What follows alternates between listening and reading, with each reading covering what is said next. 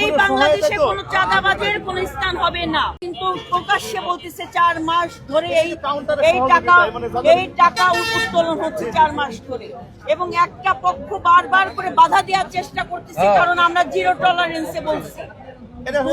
এই বাংলাদেশে কোনো চাঁদাবাজের কোনো স্থান হবে না। আমি আপনাকে বললাম, আমি জাস্ট 24 ঘন্টা সময়,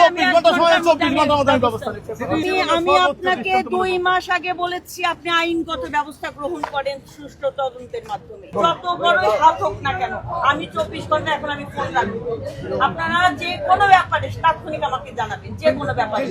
আমরা অনেকবার বলি, খালি বলে যে রিফাত আমাদের চেয়ারম্যান আমাদেরকে বইলা দিচ্ছে এখান থেকে চাঁদা উঠে। যে কটা নাম, সব কটা নাম দিয়ে দেন, সব কটা নাম দিয়ে